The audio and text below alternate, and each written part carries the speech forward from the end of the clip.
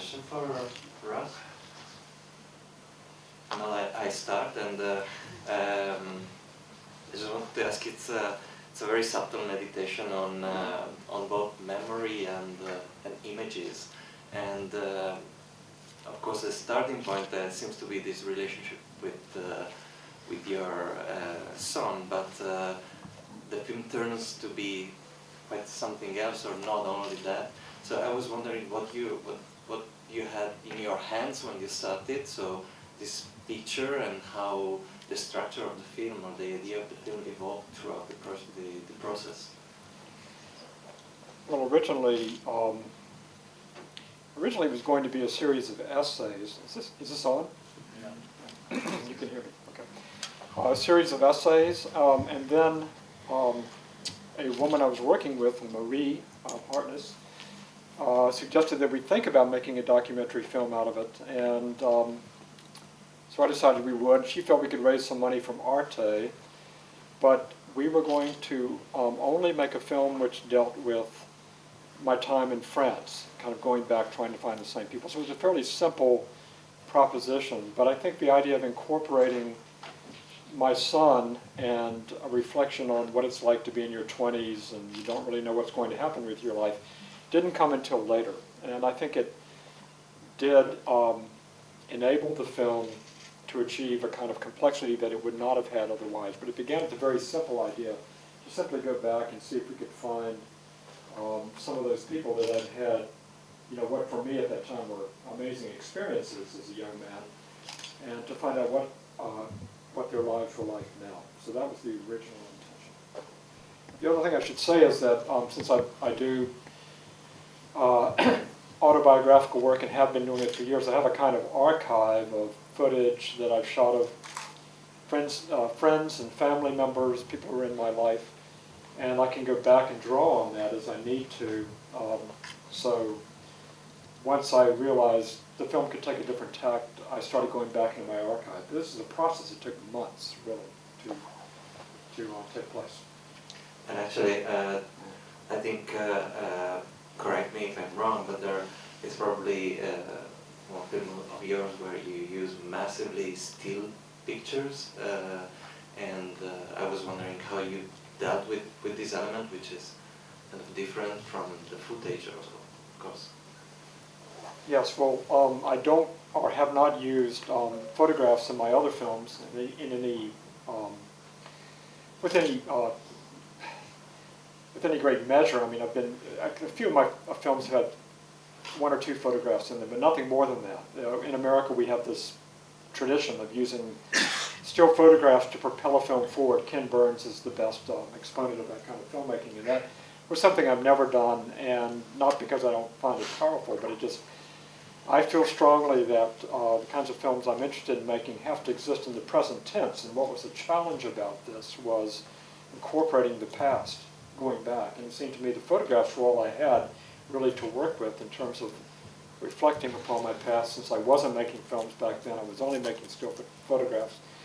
So it became fairly obvious that I had to incorporate some of the still photographs. But for me, I think it's always been important to try, you can make documentaries in many different ways, but for me the most personally exciting way to make films is to put a camera on your shoulder and go into the present, not be making a film about something that's already happened, but to make a film about something that's happening now. And of course there's a whole movement called cinema verite which does that and does it very well, and it's been doing it for decades. And I borrow from that tradition. That's very important for me. I think Michael Apted is perhaps the best proponent of that here in the UK. He's done wonderful films in which he goes back and visits people in their own lives in the present tense. That's very inspirational to me and a lot of other filmmakers. It's something that I really wanted to incorporate into my own work, that it be in the present tense. But here was this other aspect of dealing with the past. I wasn't shooting film back then. I didn't have archival footage, so photographs were the only way to go. Excuse me, can you possibly switch microphones because Ross isn't working properly, thanks. So you didn't hear anything I just said. Let me start again. No, I won't do that. Can you hear me okay now? Yeah, that's perfect. Okay. So yours is mine. Yeah, mine is. It's not important. Is there any question? So, Writing the voiceover. Wait, sorry. Just the process of writing the voiceover, because it's a kind of an essay style. Obviously, in the end, you're going to have a final draft, but which you then record. But what was your process in coming to that?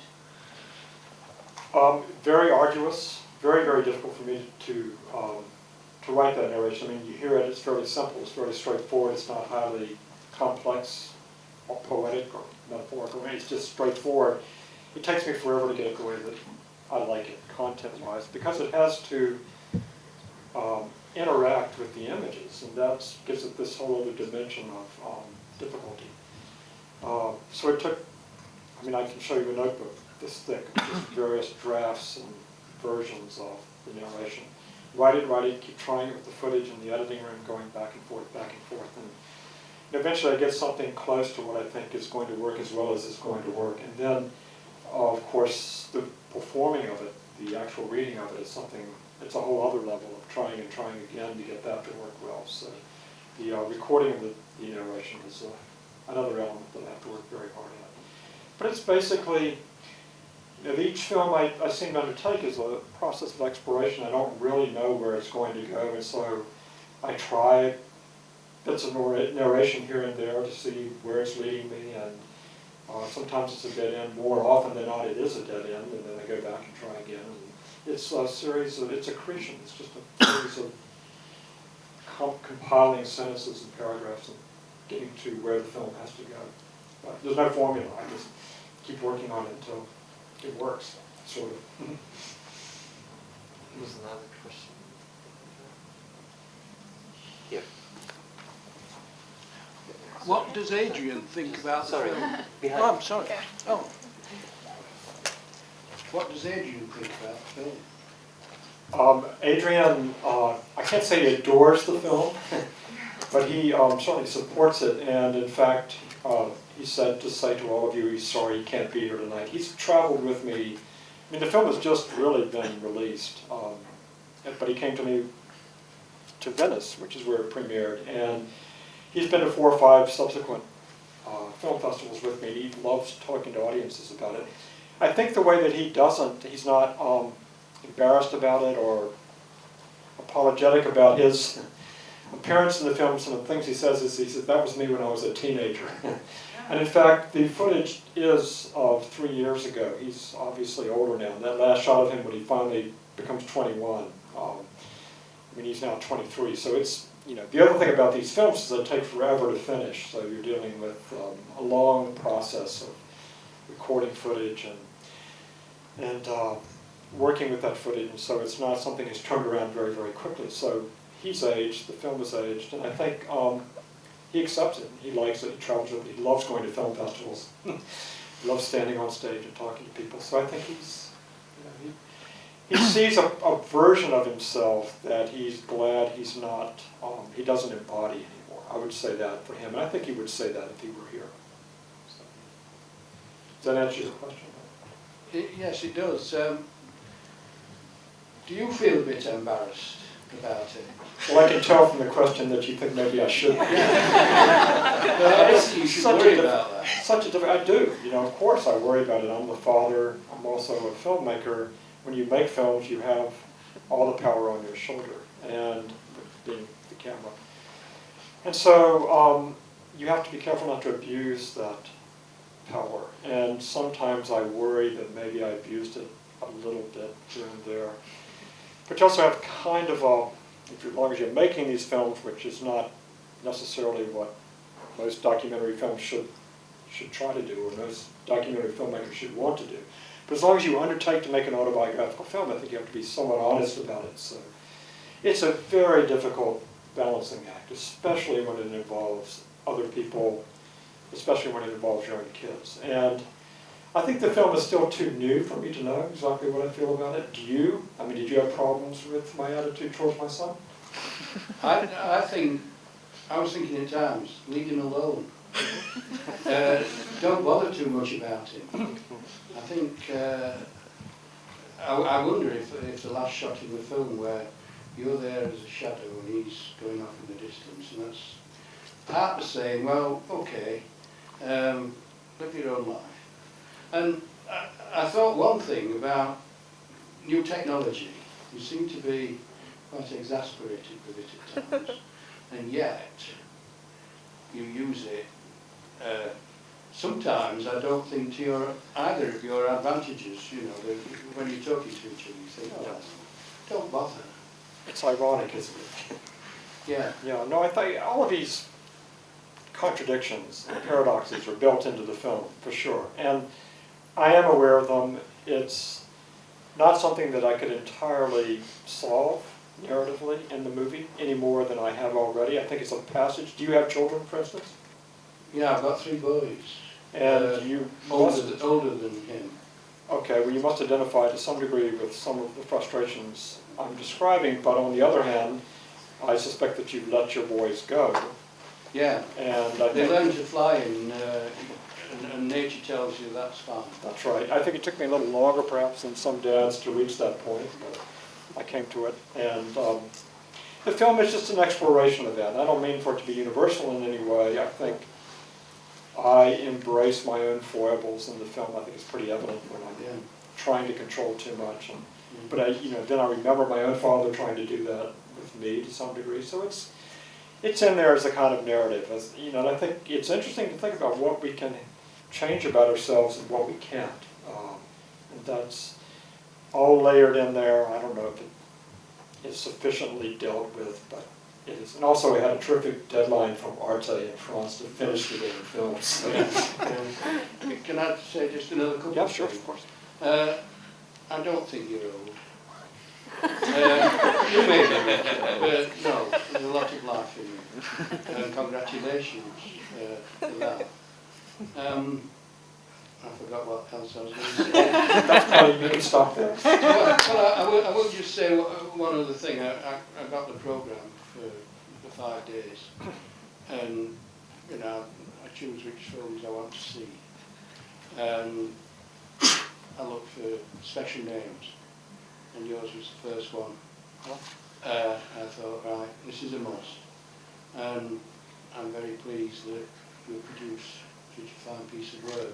I did see one of your other films here, and I'm damned if I remember what it was called. It was the tobacco one. Oh yes, Bright Leaves. Bright Leaves. Yes. Yeah. And I don't get many chances to see your films, unfortunately. Well, we're working on that. We're trying to find some way to getting them out in the UK. But they're not for everybody. And I think a lot of what you raised, very, very astute observations. And there's no doubt that people are going to criticize this film. It's still new. It hasn't even been released in the US in any meaningful way yet. And I'm fully prepared for this. This is kind of an interstice film, like an in-between film. I was very puzzled by the whole notion of being the father of an adolescent. How do you handle this? How do you get through the passage? And I think the film deals with it awkwardly, to be honest. I think it's kind of a bruised film. That's how I would describe it. A kind of cranky film, grouchy. And I don't want all my films to be like this. I think my other films are a little bit more excited about life and accepting of life and overtly humorous. This film has problems. But I felt still, it needs to be pushed out there with the others, and it is what it is. I've remembered just one... Sorry to interrupt if there are other people want to... Oh dear, ask I'm sorry questions. about that. I just wanted to say that you took But beautiful pictures in you France. will have time They to... were very good. They're still photographs when you were young. Oh, thank you very much. Okay. Sorry about that. Hi, I would like to know whether Arte was the only co-financing partner and how you financed the film. Arte was the only co-financing partner. It just kind of happened very quickly, and I guess the obvious thing would have been to have gone to BBC or Channel 4 and said, "Do you want to co-produce this?" We just never did it because it all came up so quickly. And there were also other things that happened between that initial contact and the production of the film. I had to have major surgery all of a sudden. That was kind of scary, and that pushed everything back a year. And I don't know, for whatever reason, my producer and I never went forth with other attempts to find financing. And so, but because I do my own shooting and sound recording and to some degree, the editing as well, we were able to produce fairly small amount of money, and Arte certainly covered that with a little bit left over, and it was enough. I mean, you know, you always need more, want more as a documentary filmmaker, especially if you have a family to support everything else. But this film was strange. It just kind of got done almost by accident, I would say. It was a matter of meeting a person at a dinner party and handing them a proposal, and then you get a phone call, you know, 2 months later, we're interested in co-producing, you're interested in doing it. It just went from there. And it wasn't methodically thought out. You know, I'm actually talking to a couple of people while I'm here as best I can. I'm not really a very good business person, but trying to make some connections so it's less haphazard in the future. I think that's been my liability as a filmmaker, is that I've just tried to do them on a shoestring. And you know, there's a better way to make documentaries. And it's also getting harder and harder to get these things funded, as many of you know, if you're making films. There are just more and more documentaries out there and fewer places to show them. But I don't know. If there were no other major co-producers involved, to answer your question, you know, briefly. Hello, I have a question. Yes? Yes. You know, thank you very much for a very, very sweet film. My question is, how do you feel about the fact that your son will never have the opportunity to go back into the past, to find his past lovers or that sort of thing, given that he lives in the ever-present? That I won't be able to go No, back? he will never be able to do what you did in My this son, film. yes. Just because he lives in the ever-present. It doesn't stop me, obviously. You know, it doesn't stop you, but it's the part of medium, the format, it's a really different interesting investments in the technology. Yeah. It's a very interesting question. It's something that I do kind of worry about for the whole generation, but in a way that they'll figure it out. That's what I keep thinking. They will figure it out, the 20-year-olds who are making media now. But yes, it's very much more difficult for them to go back into the past, because they're always in the present, and they're constantly connected to it through Facebook and everything else. And I don't know. I mean, I do think about it now and then. You put the question right on the table. It's a very good question. I have no answer. So I'm just curious to know how the dynamic has changed between you and your father since you've gotten deeper into your craft, as depicted in your film. Well, my father, unfortunately, is no longer alive, and but he did see one of my, at least the first one of my films that got seen fairly widely. And I think he was very, very happy for me. He finally understood that you could be filming around the house or whatever, and you could be just doing the narration yourself, and that it is possible that there would be another audience out there who would appreciate what you were trying to do, not just people who knew you. And we had that one experience together. He died very soon afterwards, and he never saw the subsequent 5 or 6 films that I'd made.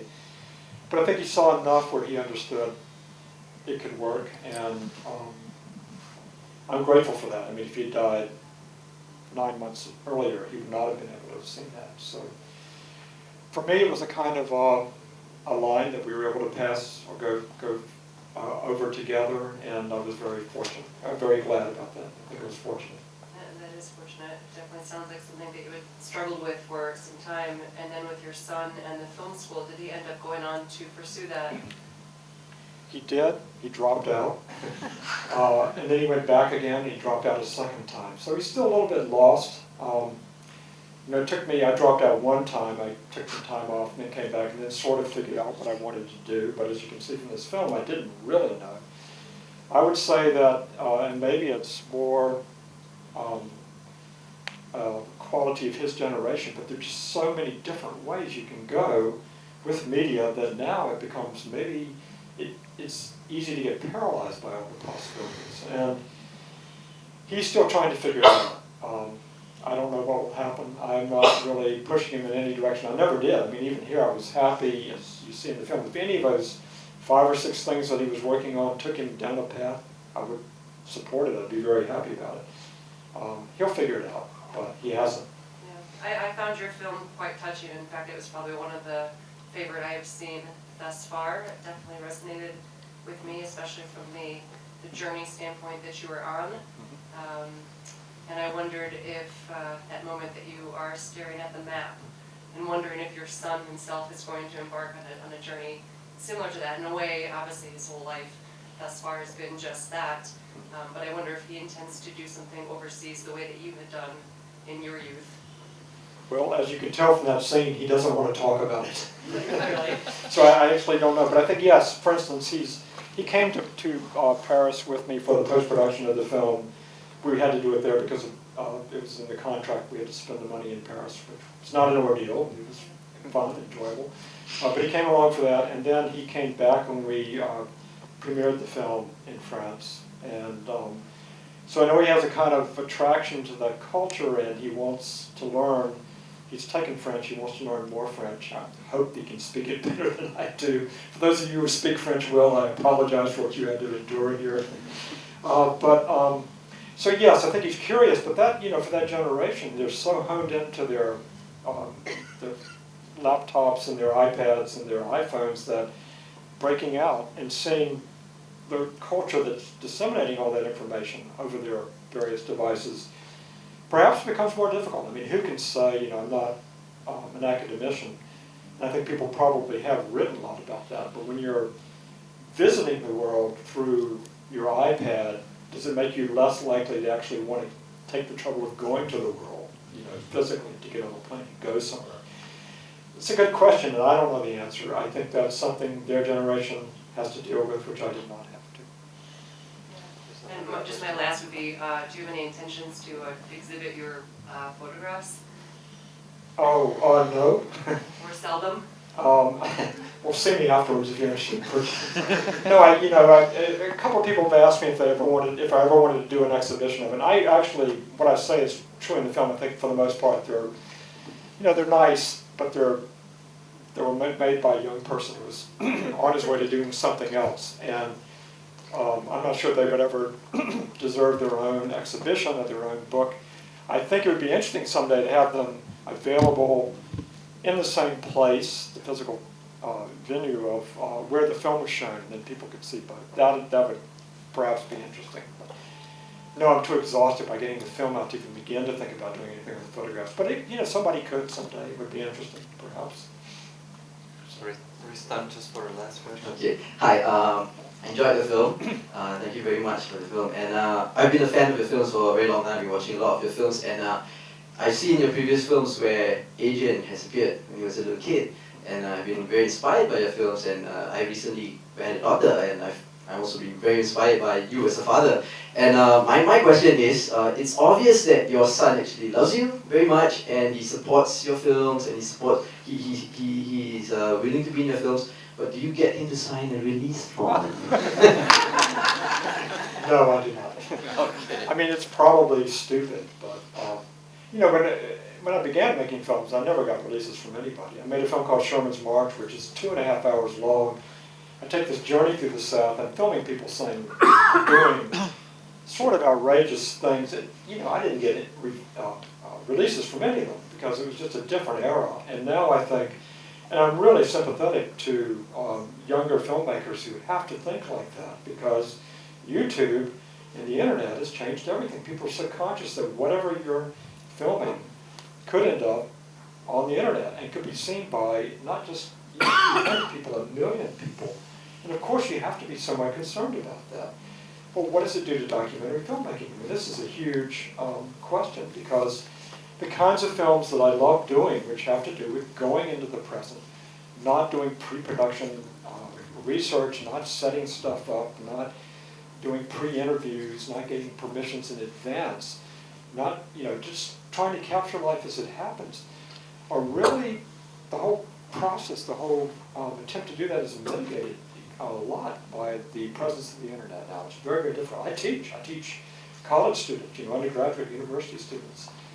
And I'm teaching them how to make these films, but at the same time I'm seeing the kinds of things that they're facing, getting permissions. And it's not just from people, it's places. In many films, my other films, I just wandered to shopping centers, back in the 90s, 1990s, just filming, and nobody ever stopped me. You can't do that now, as we all know. And it's a different world, and it has a lot to do with the pervasive presence of media, YouTube, Facebook. It's changed the game completely. So, it's a two-edged sword, too, because in one way you have people who are reluctant to let you film them without pre-interviewing you as a filmmaker, knowing everything about what you're up to, maybe getting their lawyer involved in this, all of this stuff. But the other side is, if they do want to be filmed, they're a little bit extroverted, they're acting, they think they're on reality television. So either way, the kind of filmmaking that I loved doing all of my adult career is in question right now. I don't know if it's possible to keep making these kinds of films. In France, because I was in Brittany, sort of less in a cultural media center, I think I was able to get the kinds of footage I was able to without being questioned constantly about whether I had the right to be shooting somewhere with a camera. But those places are becoming harder and harder to find. Okay. So thank you very much, Ross. So thank you very much.